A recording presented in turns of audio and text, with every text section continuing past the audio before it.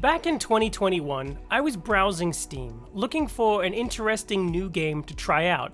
Because my gaming backlog just isn't long enough. It was then that I came across a fairly interesting looking game simply called Tainted Grail Conquest. It was a deck-building, turn-based RPG game based upon a board game of the same name, and it piqued my interest, not just because of the dark fantasy setting, but mostly because I was currently addicted to Slay the Spire, and this Tainted Grail game looked like Slay the Spire, card games and stuff, and it just ticked all the boxes, so I picked it up, played it, and had a fairly good time with it. Now, fast forward a little bit to 2023, where I was on YouTube one morning, just one fateful morning, watching a Mortismal Gaming video about an early access game called Tainted Grail: The Fall of Avalon. The game itself, while rough looking around the edges, which is, is par for the course on an early access title, still looked really rather good. So good, in fact, that I shut the video down immediately, sorry Mort, logged into Steam, bought the game, installed it, and played it. And, well, it was exactly what I was expecting. A rough around the edges, early access game. Maybe a little too early access, but you know what, hey, that's alright. It was still a great time, and I was looking forward to checking it out upon its final launch. Why? Because it had a ton of potential, that's why. It was doing something big and bold. It had this awesome dark Arthurian setting which really stood out to me, and so I was really looking forward to checking it out later down the line. I should also mention that it, didn't click with me until much later on than I would care to mention, that the developer, Questline, was the same developer behind the earlier Tainted Grail title, and I just didn't realize it. I thought it was some sort of really strange coincidence, two games called Tainted Grail. Shows what I know, huh? Anyway, on May 23rd, 2025, Tainted Grail: The Fall of Avalon finally busted out of its early access cocoon and turned into a fully fledged game, and I, for one, was very excited to see what had become of it after all these years. And how did it turn out? Well, it turned out fan-bloody-tastic, let me tell you. I was honestly just in awe of it. I really didn't think a game could sink its claws into me so deeply, especially after the release of the Oblivion remaster that just came out. But hey, here we are. Now, I'm gonna talk to you about this game, and I'm gonna sort of cover it kind of like how I did with the Oblivion remaster, sort of like a off-the-cuff thing. I got like bullet points, and I'm just gonna sort of ramble a little bit. So, apologies for the lack of professionalism? I guess. And since this game is an extremely new game, if you exclude the early access part, I won't really talk about the story too much or spoil anything. I will talk about it a little bit for the story section, but not enough to spoil anything if you don't, you spend like 30 minutes in the game. Do you know what I mean? Oh, and the footage as well. I'll only be using footage captured in the early parts of the game, so you don't have to worry about seeing anything that might spoil too much of the game. This is just very early parts of the game. But if you are worried about spoilers and you just want the short answer of should you play it, the answer is a big yes. With a small, but temper your expectations, this isn't a high budget blockbuster game. If you like dark fantasy, if you like RPG games, if you like the Elder Scrolls series, then this game might just be for you. I think a really great way to sum it up is it's kind of like Elden Ring, Oblivion, and Kingdoms of Alamar all mixed together. Yeah, it might sound strange, but that's kind of what happens when you boil things down and try to compare them to other things. It's kind of like those three games mixed together. Either way, I am going to talk about the game a little bit and break down some of its mechanics for you, and also talk about some of the cons I've had thus far. So, stick around if that interests you, or if you just like to hear my voice as you drift off to sleep or something. So, sit back, grab some food and a comfy pillow, as we take a look at Questline's 2025 release of Tainted Grail: The Fall of Avalon. Oh, and I should also mention ultra quickly that I have opened up a Patreon alongside the YouTube membership program. So if you've been waiting to support me via Patreon, now's your chance, especially if you want to get your name in the upcoming video series that I'm doing, which is The Witcher. So if you want your name shouted out, now is the best time for that. But I'll share more details at the end of the video because I know nobody likes to hear this stuff. So let's actually move on to the video, shall we? Here we go.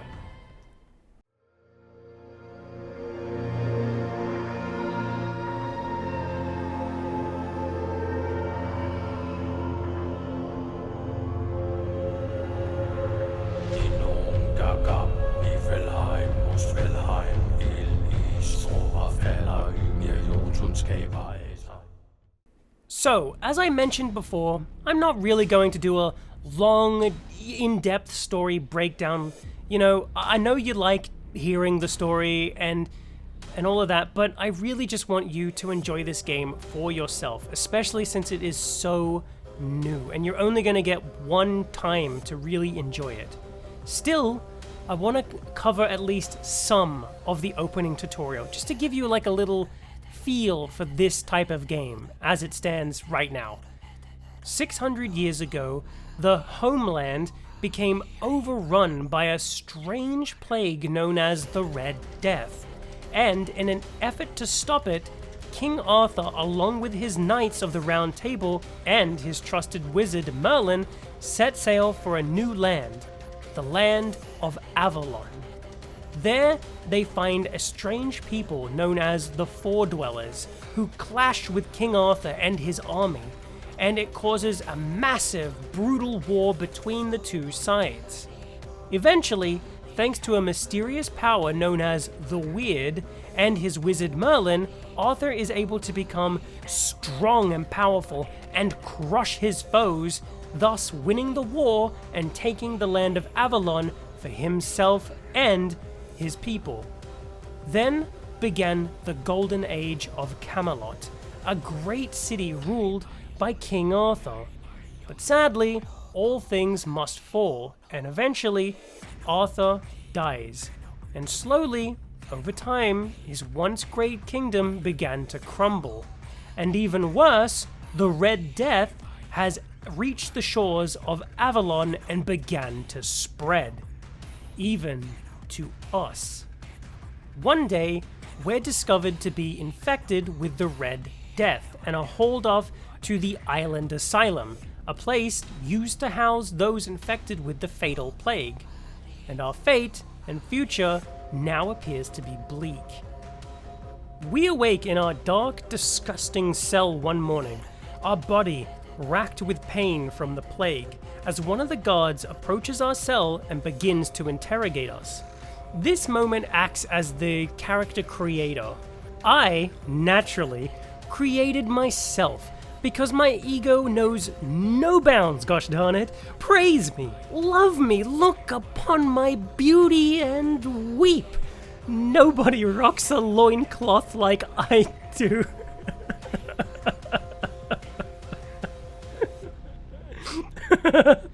No shoes, no shirt, but I got a loincloth, so I get service, right? Anyway, after breaking the mold with my amazingly good looks and setting my beginner stats in stone, the guard asks me a few more questions before he is struck down in his prime. His assassin walks over to my cell and begins to talk with me. Who is this person? I'm not sure. He appears, however, to be here to rescue me, and I'll take any excuse I can get, so I take the keys and unlock the cell door and follow the man who is now just taken off and is scouting ahead. At this moment, I'm on my own and free to explore as I see fit. This asylum is a horrible place. It seems the people running this place, the Red Priests, are using any means necessary to figure out a cure to the Red Death, and that includes horrifically brutal experiments on each and every single poor soul who is dragged into this place against their will. It doesn't matter if you're a man, woman, or child. If you're infected with the Red Death, the Red Priests only see your worth as being experimented on. Nothing else. You are less than human now. And from what I can gather, a lot of people have died here. And so far, it appears to be for nothing. This Red Death seems to be unstoppable. And I have it. Just look at my not so pretty body now. Oh, woe is me, pal. Woe is me. Eventually, though, I found my way to the mysterious man who freed me from my cell. Annoyingly, though, he's rather tight-lipped about, well, everything. Why did he free us? Who knows? Why are we so important? Who knows? But what we do know, however, is two things. He's escaped this place once before, and his name is Caradoc. Outside of that, he'll say no more. After a rather brief conversation, Caradoc then points me towards a path through some caves and tells me that I should head further inside and reach a beach outside those caves. And once there, he'll be by a boat waiting for me. And then, well, he just continues to stand around. I guess he really likes that spot. And hey, who can blame him? I mean, look at it. It's a majestic spot for standing. You know what I mean? Like, you could really just do some real good standing and while you're there, and thinking as well. A lot of people stand and think, and I'm pretty sure that's what Caradoc is doing. And look at this place. Majestic. Great spot for standing. 10 out of 10. 10 out of 10. 15 out of 10. Anyway, with no other way forward, I make my way through the dark and winding cave until I arrive at some sort of strange excavated ruins. And this place, it's unlike anything I've seen thus far. It's really otherworldly. It seems like whoever built this place was not from Avalon, so very strange. But as I stand and look, one of the Red Priests approaches me and attacks me, but this guy is different somehow. He's almost possessed by some sort of unknown force, which is making him so much stronger than the other priests I fought so far. It's very, very strange. But after I kill the priest and explore a little bit more, I come across a way out. A really strange bridge made of tentacles or magic? It's hard to say, but whatever it isn't fully working, and so I explore further into the ruins to find answers.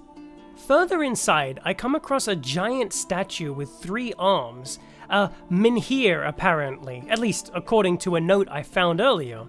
I'm not so sure what it is, but the note mentioned a priest touching the statue and vanishing into thin air, and sadly, with no other way forward and nothing else left to lose, I reach out towards the statue, hearing my own name whispered to me, and then I place my hand on the statue, and what happens next is for you to discover for yourself. Suffice to say, things might not be what they first seemed. Now, how was that? Did that capture your imagination? Did it leave you on the edge of your seat? Oh, not really? Oh. Okay, well, I've personally been enjoying the story so far, and I really believe you will too. Just maybe not my version of the story. You gotta love a good dark fantasy story. I mean, don't get me wrong, the bright world of high fantasy and all that, it's fantastic, it's really good, whatever, but sometimes you just want to see the world at its lowest point and strive to be a hero. You know, you want to help right wrongs or give people hope and something to live for, or, you know, just crush them under your thumb. Yeah, to each their own. You want things not to be as black and white as they seem, you know? You want to be asked the hard questions and be forced to make the hard choices, you know? The trolley problem, you know? You kill one or kill a few or kill everyone. It's whatever. The story itself is really, really good. And the quests I've been doing thus far have proven to me that they are way deeper and more complex than I first think. There are like multiple ways you could handle things or side with people. It's really good. And outside of the main quest, if we want to take a look at side questing, oh, that is really good as well. I believe that the devs have gone for a less is more approach to things. Sure, you do get the old, hey, do you mind clearing a bandit camp for me there, hero? Type of quest, but there are not as many of those as you think there would. Most of them are really, really cool, and you go through some crazy dungeon or you're pit against some sort of crazy boss fight. It's just really cool. Sometimes I had to actually double check to make sure I was playing a side quest and not accidentally playing the main story. That is how cool some of the side quests are. I should also say that when I said a less is more approach, that isn't to say that there aren't many side quests, because there are plenty of them.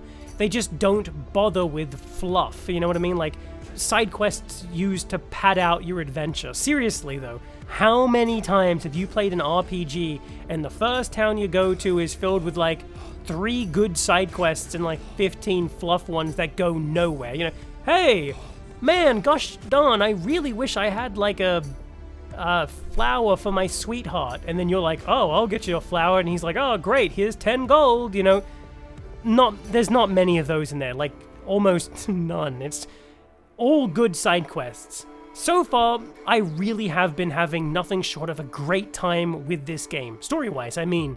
You know, and I'll just leave it at that and move on.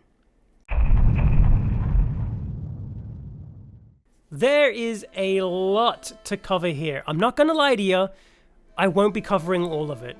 Truthfully, I've not really been doing my gosh darn due diligence, which is a big word for me. I hope you're really proud of me. I've been playing mostly as a magic user. I really just wanted to... Honestly, I just wanted to test the magic system, and that's about it. I really wanted to sling some fireballs, and that's it. But I did start to switch it up for fun. But how did I switch it up? Well, get ready for this one, because it wasn't just becoming a standard warrior. No, get this. And if this doesn't tell you how fluid the combat system is, nothing can. I am a crit-hitting mage. That's right, I exploit critical hits like a rogue would, but with fireballs, and I just blast my enemies' butts into low orbit. It's fantastic. Actually, you know what this type of combat mechanics reminds me of? Kingdoms of Avalon.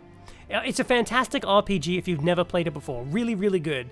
It had a very fluid system, combat-wise. In short, this game lets you mix and match playstyles. So you could be like a Conan the Barbarian type, or a Conan the Barbarian type who also likes to zap his foes like Emperor Palpatine. Or you could be a standard pure-bred mage build, or a sneaky assassin who uses a giant hammer and then runs towards his enemies and stealth kills them by sliding on the ground, slowing down time, and then crushing their heads with a hammer. That is a thing you can do in this game, and it is brilliant. Oh, so good. But yeah, I haven't really been, you know, trying out other character builds. This is, it's just very flexible, you know, you can mix it up and when you get bored, and there's a potion that you can use that will reset all your character skills and abilities, so you can change your character build midway through this game, but it does cost a pretty penny to get the potion. However, I will give a little piece of advice. I've found like 5 of them, and I wasn't even trying, so before you spend the money, just have a little bit of a look around. You might find some of those potions. But anyway, I'm getting off topic. You see, this game has all the standard styles that you'd be used to from a game like this. You know, you got your warrior build, your rogue build, your mages build, and each one of those have subclasses of their own. A warrior who carries a sword and shield, or tosses that out and then just, you know, has a big two-handed cleaver, you know, stuff like that. You can also pull off perfect blocks in combat, which is tied to the stamina system in the game.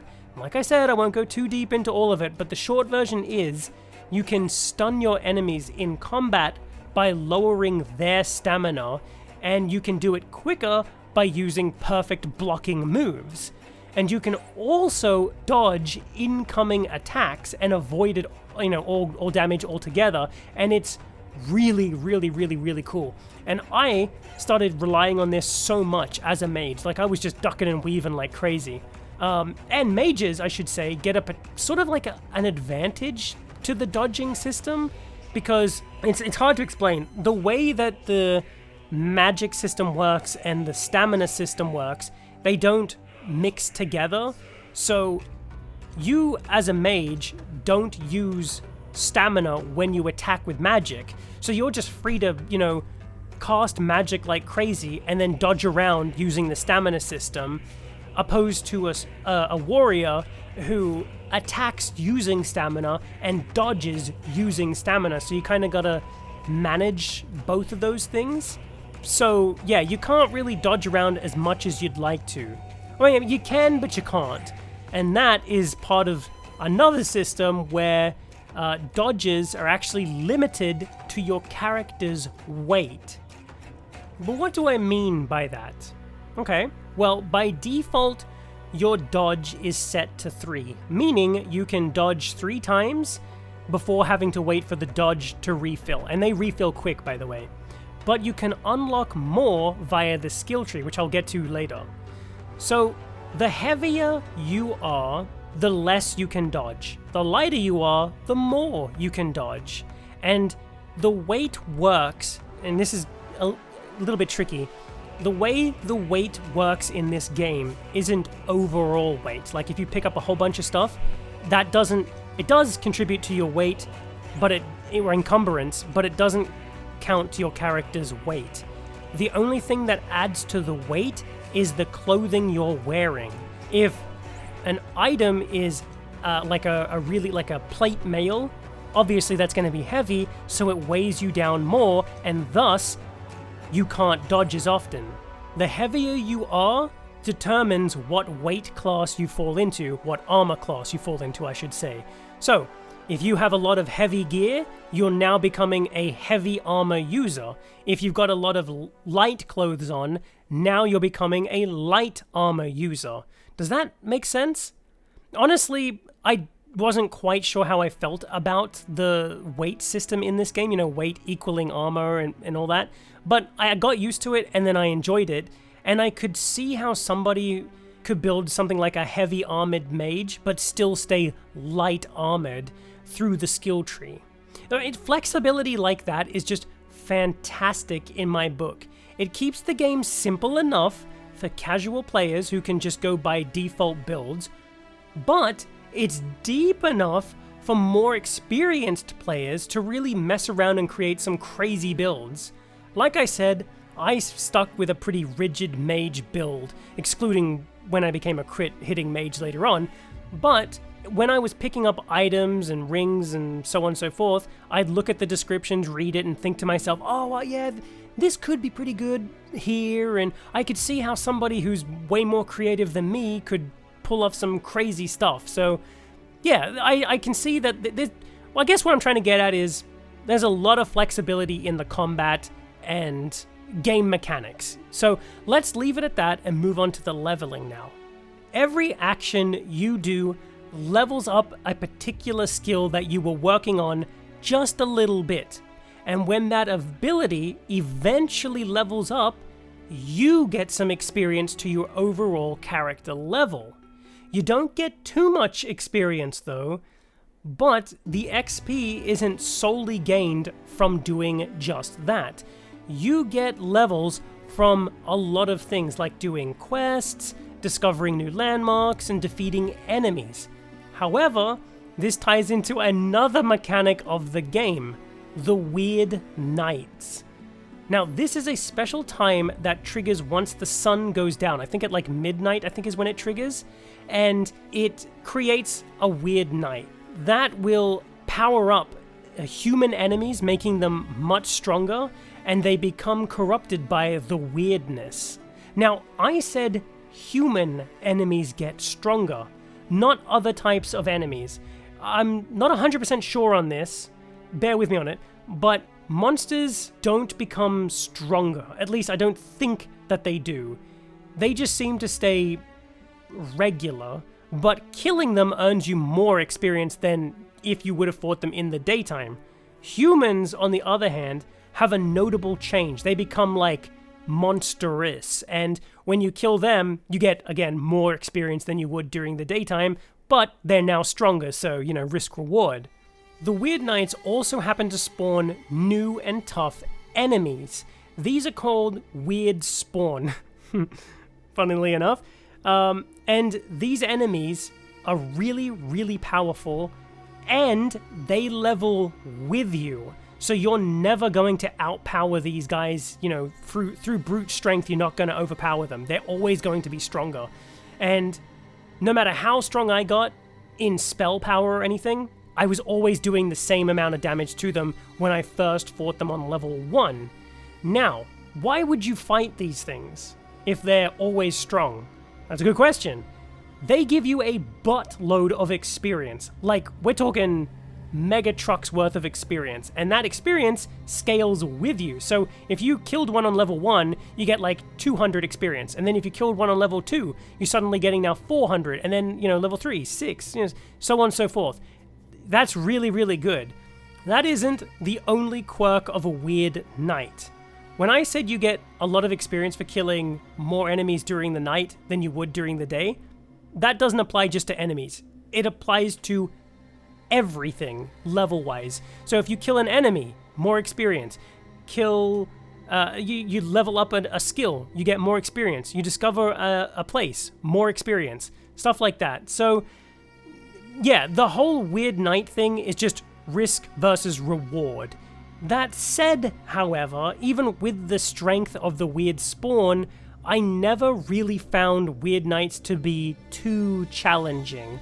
Once you kind of figure it out and you get better spells and things, you'll always breeze through the Weird Knights. But even when I was a low level, I was still able to deal with the Weird Spawns.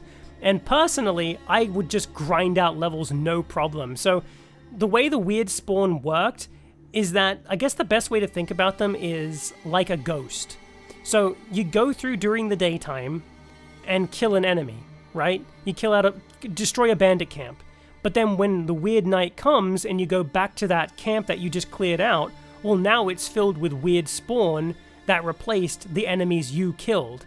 So I would just run across the map during the daytime, killing everything, teleport back to the place I started, wait for the Weird Knight, and then just go back the path I went through, killing all the Weird Spawn, and I'd level up like 2 or 3 levels a night. It was crazy. It was really, really, really crazy.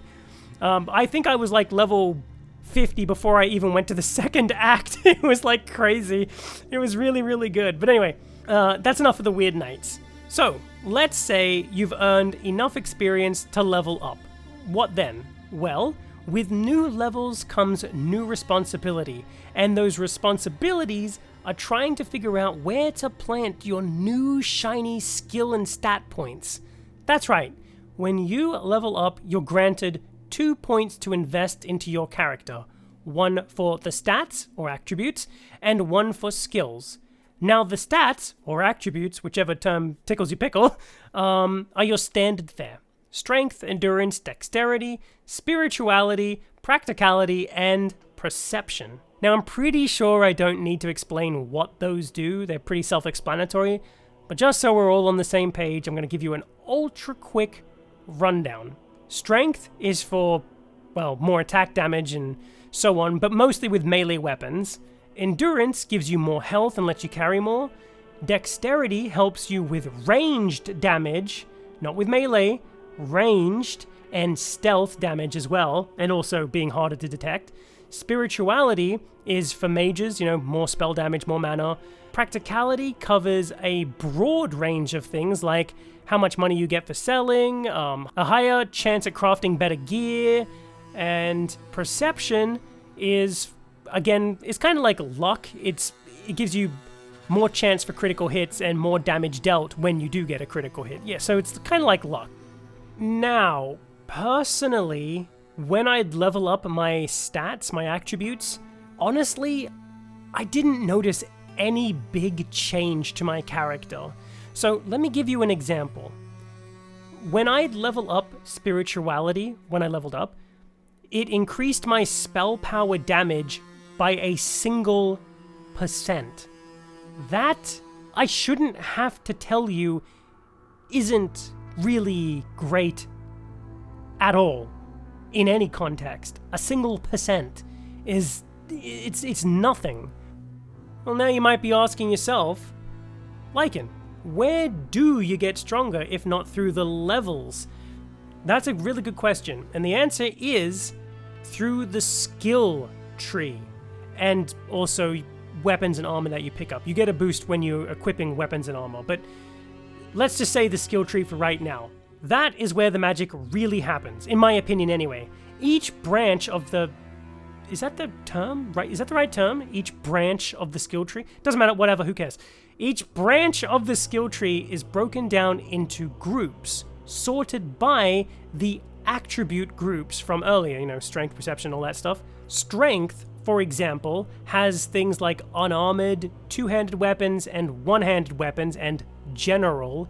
Endurance has things like shields, stamina, and health, and so on and so forth. Since I played as a mage, I'm going to use that as an example for a deeper explanation. Spirituality holds many leaves on this branch of the mighty skill tree. You've got things like wands and cubes, summoning, combat, and general and buffs. I'll use wands and cubes for my example here. As you can see here, the first thing you can invest in is upgrading the spell power by 15% if you're holding a wand or cube while casting a spell. Now you see what I mean? That's a big buff. It's much bigger than 1% upon a level up. You would have to invest 15 levels just to get the same amount of percentage you would by picking this stat. Do you see what I mean? Leveling up really doesn't do anything. It's more like a really weak passive buff. So, yeah, but you can spend your points in whatever you like here. You want more mana? That's under general buffs. If you want to kick back and relax while all your summons do the dirty work, that's under the summon section, you know, and so on and so forth. You get the idea. Skills are in the skill tree, and unlocking them gets you stronger. So yeah, but a quick side note, just from me, the magic system is enjoyable, but strange. And I want to talk about that just a little bit. You gain spells by finding them. And there's nothing wrong with that system at all. You know what I mean? Like, you pick, it's like learning a new skill, right? You pick it up, you learn it. Simple. But that's not how this game works. You see, spells are considered items in this game. You actually have to physically pick one up and put it in your inventory, and then use it from your inventory in your hand. And that is fine and all, but because it's an item, you end up finding multiple copies of the same spell. I think I found like 7 copies of the most basic fireball spell in just Act 1 in just treasure chests. In Act 2, I found like, I mean, literally an infinite supply on dead enemies. Literally. On every human enemy I killed was like a fireball spell. So it was like an infinite money glitch as well, so it's kind of weird. All you should ever need is 2, and that's for dual wielding. But okay, let's talk about upgrading the spells. How do you upgrade a spell and get a more powerful version of it? You don't level it up, and you don't fuse 2 of the same spell together. You level it up by just finding the upgraded version of it. And again, I don't mind this system per se, it's just, I don't know, I just kind of wish you could maybe pick up a spell and learn it, you know, thus making it permanent, and then maybe when you find a copy of the spell, it just automatically instead of going into your inventory or whatever, it just automatically upgrades your spell with a small buff, making it, you know, that spell that you just got stronger. And then once you get enough, it then levels up into a new version of the spell. So like it starts out as like Fireball level 1, and then once you reach Fireball level 5, and then you find one more, rather than turn into Fireball plus 6 or whatever, it turns into, I don't know a name for a spell. I can't think of anything off the top of my head. But it essentially makes a level 2 version of said spell. Does that make sense? So now it's become Large Fireball, and then you got to level it back up to a Large Fireball plus 5 to then create Mega Fireball. Does that kind of make sense? I think something like that could be fun, rather than just having literally an infinite supply of Fireball spells in your inventory and then just selling them, because that's all they're good for at that point. Once you have 2 versions of that same spell, anything else you pick up is just useless. Literally, it's got no value whatsoever. Look, I'm only on Act 2. Maybe there really is some sort of upgrade system that I just haven't gotten to yet. Maybe it's like later in the game. So far, if I've made it this far into the game and seen nothing like it, I highly doubt there's anything like that in this game. I'd also like to give a shout out to the cheese spell. It's an actual spell of cheese, and it's the funniest thing I have seen in this game so far. It's a spell where you can literally turn your foes into 15 or so pieces of cheese and then just pick it up, eat it, or sell it. It's just the strangest spell. It's so funny. And I think more games need joke spells like this for no reason. Just silly spells that reward you for going out of your way. You know, like it's not the most powerful spell in the game, but it's like a spell that turns everything into like chickens, and then you can like roast the chicken. I don't know, just dumb stuff like that. So props to you developers for putting in a cheese spell. I should also mention that you do have the ability to execute a weakened enemy. I think it only happens with melee attacks, but even when I was just briefly messing around with swords and things, I couldn't quite get it to trigger all the time, and this might be a bug or something I wasn't quite grasping, because I tried it a lot and on different types of enemies. So I tried it on stunned enemies, regular weakened enemies, enemies on the verge of death that were stunned or whatever, but sometimes it would happen, sometimes it wouldn't. So I'm pretty sure it's just a bug. Like, yeah, but anyway, there is that in the game if you're interested. All of that aside, that's just the rough points of combat and leveling. There is way more depth to this game than I was letting on. But again, I'm going to leave that all up to you to discover, because hey, that's kind of where the fun is, right? This is the classic section of the video where I bring up random talking points that I just couldn't put anywhere else in the video or couldn't figure out a way to stretch them out. So here we go, and I'm going to rapid fire these because that's just kind of what I want to do. The music in this game is really, really good, and it reminds me of a band called Hailung. I'm mispronouncing that. It's on the screen right now. Really good band if you love Nordic Viking style music, and it's kind of like oddly zen. It doesn't matter. I'm not here to talk about the band. I'm just here to say that if you do love the music that band does make, then there's at least 1 or 2 songs in this game that you're going to love. I know I did, and it sort of acts as the game's main theme, I guess you could say. And I would love very much to play some of it for you to show you what I mean. Turns out it's copyrighted, so I can't do that. YouTube never lets you have any fun. It's not like I'm up here literally uploading the entire soundtrack for fun. You know what I mean? Like, I'd literally give 10 seconds of each song. I'm not stealing it, you know? It doesn't matter. That's a whole nother can of worms right there, but the score itself is very enjoyable, blends right into the game flawlessly, and you know, if you've watched my other videos before, you'll know how much I love a video game score that blends in and does not stand out. Great music. Next up, the world is rich in detail. You've got plenty of environmental storytelling, cool monsters to fight, places to visit, places to explore, lore to read, and one of my favorite things in a video game, rewards for going off the beaten path. That's right. 9 times out of 10, if you see something worth exploring, you'll be rewarded for doing so. If you see some random mountain peak, well, there's probably something up there. See a strange formation jutting out of the sea, there's probably something over there. You see a waterfall, you could bet your butt there's probably something behind it, which I love in games, by the way. Stuff like this, I mean, look at this.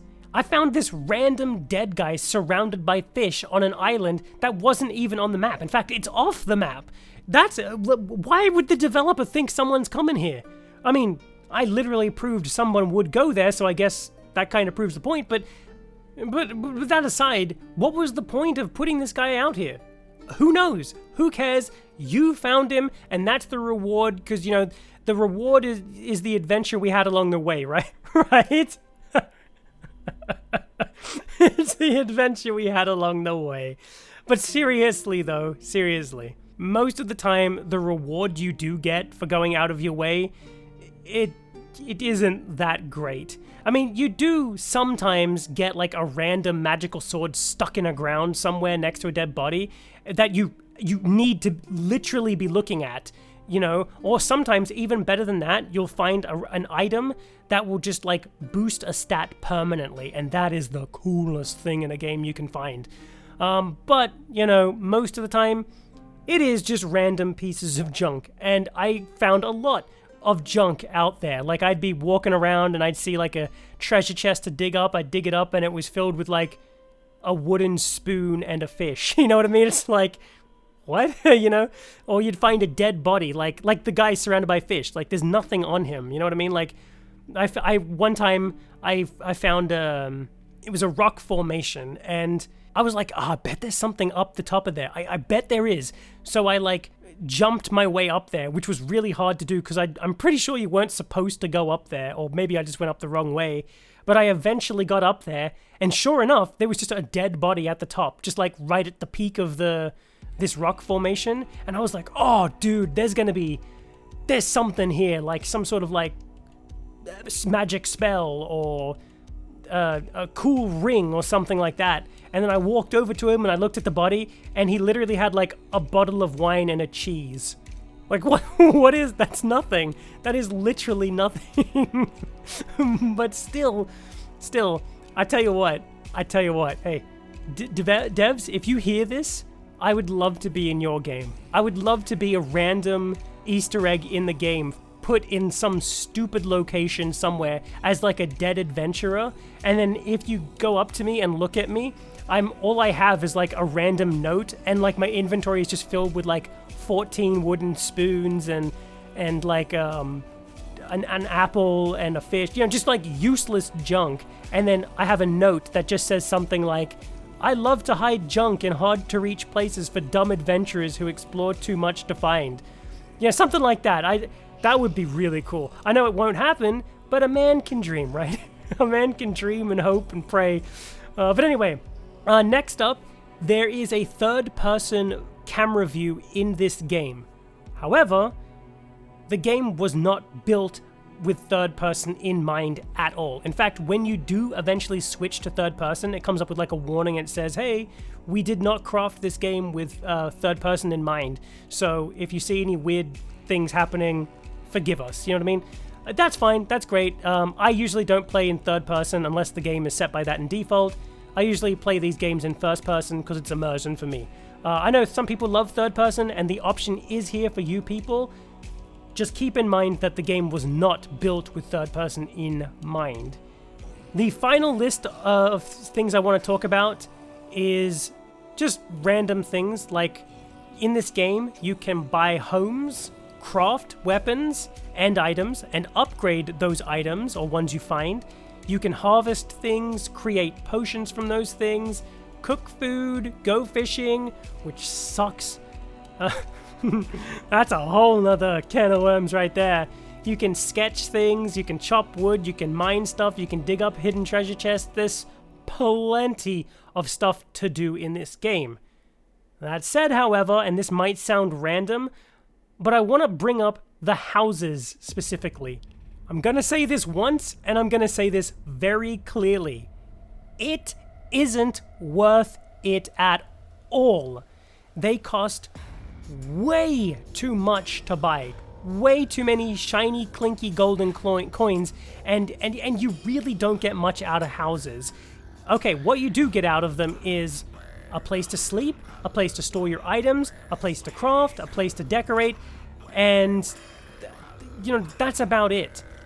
But the truth is, you can sleep anywhere, at any time, and you can store items at locations in most major towns where your house is, and you can craft stuff in major towns. So all the stuff you get, all the benefits you get from a house, is already in the city. In fact, in the first city, you need to pass by a blacksmith, the storage chest, a potion maker, an alchemist, a place to cook food. So all the things that you can do, you have to walk by to get to your house. And you might be thinking, oh, there's like some sort of buff or perk or something like that. Like maybe when you go to bed, you get like an even better boost to, you know, sleeping or something. No, nothing like that. You don't get anything. It's just all you get is everything in one spot and the ability to craft stuff without going to your storage. That's about it. It's not worth it. The only reason I bought one for the ludicrous amount of money it was worth was because I thought something cool would happen if I did like a fun quest or something like that, but no, nothing happens, nothing at all. It's not worth it. It was $20,000 redos just down the proverbial toilet. It was not worth it. Maybe they'll make it better in the future, I don't know, but as it stands right now, don't bother. It is a waste of money. And that's about it for the odds and ends. Let's move on to bugs now, shall we? Let's take a moment to pause and acknowledge the fact that bugs, they're in almost every single game. You and I were going to encounter at least one of them while playing something, and honestly, it's fine. At least it's fine when it's not a game-breaking bug, in which case that crushes your soul and leaves you a hollow husk of a person. But that didn't happen this time. just to let you know straight off the bat. Still, bugs are everywhere. They happen, and in Tainted Grail, the Fall of Avalon, it's no exception to the rule. You know, they did happen here. In my time playing, I obviously had bugs happen. Hence, why this segment is even here. However, something happened after I recorded this script. The developers released multiple hotfixes and even 2 massive game patches. And I took the time to sit down and play a little bit of the game as well and see what was fixed. And honestly, it would appear that they've patched out a lot of the bugs I encountered. As such, I'm actually going to cut out the entire segment just out of respect. The truth is, it wouldn't feel right to bring up all the bugs I encountered and show all the footage and so on and so forth, because they're not even in the game anymore. The dev team looked at all the feedback it got, took it all on board, and fixed the problems, and that right there is dedication. They want the game to be good, and they're working on doing it. And their hard work has paid off. Still, what I will say is this. Oh, and if it wasn't clear, I'm going to preface everything I'm about to say and everything I previously said with the fact that I am recording this after recording the original script. This is me editing the video, and I have taken the time to stop and be like, oh, hang on a sec. I need to add more to this video. So this part of the video is made way after I even finished the script and everything. So yeah. This is all new. This is new. just to get that out of the way. So when I did play the game, I did have a few bugs happen. Nothing serious, mind you, but they did happen. I had some quests break, some audio issues, mostly with the NPCs, but again, none of it was game breaking. The big thing I wanted to rant about was the fishing minigame. I hated the fishing minigame. I hated it!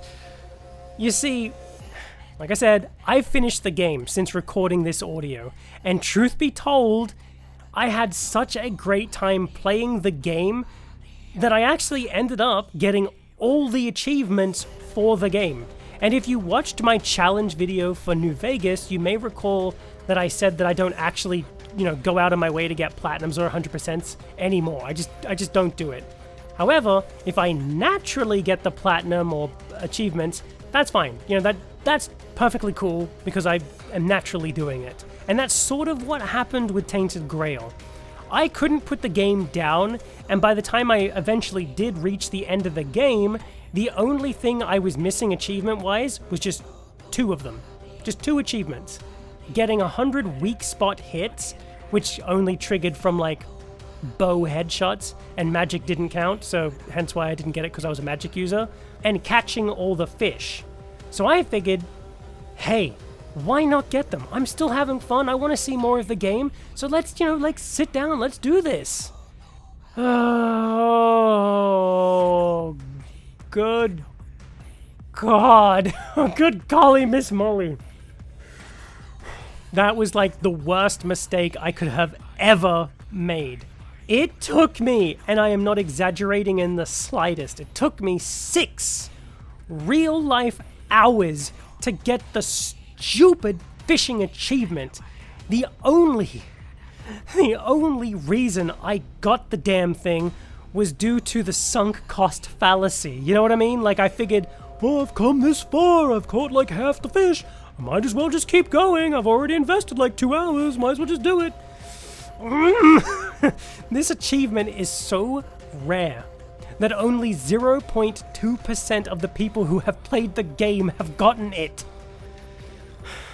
The point I am trying to make here is they seem to have fixed the minigame because it was bugged.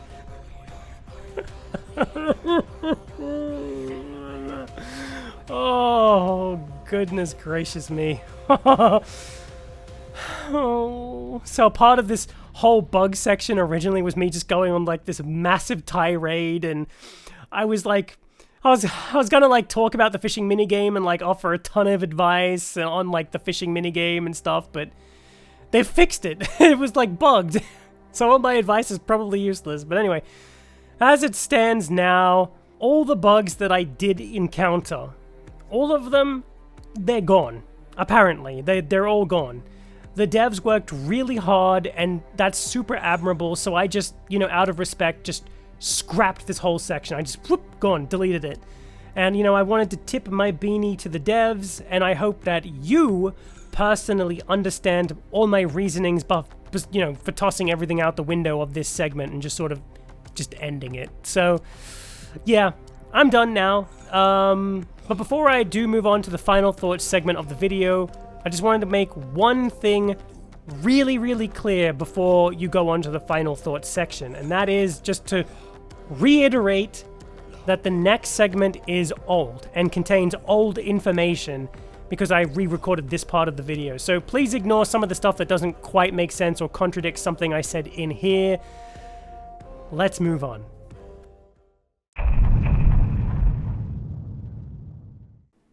I want to keep my final thoughts short and sweet.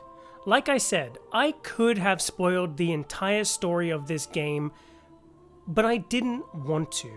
I know it's normally something I do, but for this game, it's just far too new, and I would rather avoid spoiling anything for anybody because I genuinely believe you should check this game out if it interests you. If what you have seen on the screen looks good, if what I have said makes you intrigued, I genuinely want you to play this game and be surprised discovering things for yourself. I've been loving this game so far, and as of this exact moment, I've logged 59.5 hours, and I'm in Act 2 of 3, I believe? Now, keep in mind, yeah, I'm fully aware that somebody could probably beat the entire game and then do it again in that same time, but I just really like taking my time. I like exploring, and I've loved grinding out the levels, and I don't know, I just love this game and taking my time with it. And the score of the game is great, at least until I turned it off, but I won't get into that again. And I don't know, I've really been enjoying the side quests of the game and the visual aesthetics, and just some of the vistas of this game are they're just stunning, and they just feel incredible and totally otherworldly, and I can't show them off because of the spoilers, and just take my word for this. They're bloody incredible stuff. The world might not be as massive as you're expecting, but don't let that fool you in the slightest. It's jam-packed full of things to seek out and discover. Like I said, it's kind of broken into acts. Like there's Act 1, Act 2, and I'm pretty sure there's another act to the game. I don't think there's another one after that. So let's just say there are 3 acts, and they're kind of broken down into these like bite-sized areas. It's not a vast open world thing for you to explore. It's kind of like Outer Worlds, if you remember how that game was set up, where you had one planet, then you'd go to the next one, and then you'd go to the next one, and you'd carry your gear across each planet, and you can go back and explore. It's kind of broken up like that, but like I said, don't let it fool you. These areas are pretty big in their own right, and they are jam-packed full of things for you to discover. There is no greater feeling than going off the beaten path and finding some hidden wall, or a sword stuck in the ground, or a relic of great power. Like, I wish, in fact, there's already a lot of it in there, but I wish that there was even more of it in there. And it's just, I wish they'd have like more things like the silly cheese spell. I do like the cheese spell. And I just, yeah. And I touched upon this in the combat and leveling section. This game has plenty of flexibility for character builds, and that's never not fun, especially since the game does have replay value. I know I'm only in Act 2, but there are like choices you can make in the story, and I can see how there are multiple ways to approach these things and make one group like you and then upset another group, or do good things or bad things, and the game has replay value. That's essentially what I'm saying. It's just got a lot of replay value. But I know I've been rambling, so just let me boil it down for you. Tainted Grail, The Fall of Avalon, has a lot of heart and a lot of soul. Sure, it has its jank, but it's in a good way. This isn't a half-baked game. This isn't some terrible licensed shovelware game on the PS2 from back in the days of yore, but it's more like a game sort of like Gothic or Greedfall or Two Worlds or even Vampire the Masquerade Bloodlines in some respects. I know that game had other issues which made it what it is, but all those games, they're made by developers who have grand ambitions. They know exactly what they wanted to do, and they tried to create them. They know they can't go toe-to-toe with the big studios like Bethesda, at least on a budgetary level, but they can go toe-to-toe with them in things like story, creativity, passion, world building, environmental storytelling, and interesting character builds. This studio made Tainted Grail: The Fall of Avalon to their best of their abilities. They poured their hearts and souls into this project, and if you ask me, they succeeded in creating something amazing. We need more developers out there who are willing to take the chance and enter into the RPG arena and go toe-to-toe with the big dogs, like bare knuckle box them. But from what I have seen so far of this game, I can confidently say that I have my eye on this developer. I strongly and wholeheartedly believe they have a bright future ahead of them, and I really hope they take everything that they have learned in this game and use that knowledge to create something even better in the future. A new RPG. They kind of remind me of studios like Piranha Bytes or Spiders, who created Greedfall. The games from those developers, they're a little bit janky, but they've got soul, and they're willing to create and learn and then apply said knowledge to the next thing. And that right there is admirable. And I believe this developer can do the same. I believe if you love the RPG genre, you're going to love this game. Do not let it pass you by. Tainted Grail: The Fall of Avalon has captured my imagination along with my heart, and I truly believe it will do the same for you. So if you ask me, should you play it? My answer is yes. Take a chance on this game. You will not regret it. It's not perfect, and it has a lot of jank, but it is not by any means a deal breaker. I look forward to the future of Questline, and I wish them nothing but the best of luck. Anyway, pals, I'll call it here for today. I've got a lot in the pipeline, and I've just been pushing everything aside to make room for not only this game, but the Oblivion remaster, and I'm sorry that things have been a bit slow, but I thank you for being by my side and waiting patiently for me to catch up and release things, even if those things are pretty late, which this video undoubtedly will be. You subscribe, you watch, you click that like button or the dislike button, and that's perfectly fine. I don't blame anybody for it. You know, I can't make everybody happy. And look, some of you have gone above and beyond by joining this channel through the YouTube membership program. And like I said at the beginning of this video, I am happy to announce, and nervous, to announce that I have also opened up a Patreon program. You get the same sort of stuff that you would on the YouTube membership program, like shoutouts and access to the Discord. And I know that those aren't like the biggest things in the world, but honestly, I have no idea what to add to these things or, you know, anything like that. But if you want your name shouted out in my videos, and probably terribly butchered, then please feel free to join either the YouTube membership program or the Patreon program, and I will shout out your name, username or real name, whatever you want. I'll shout it out. But to peel back the curtains here and confess something, joining does help. It always helps, right?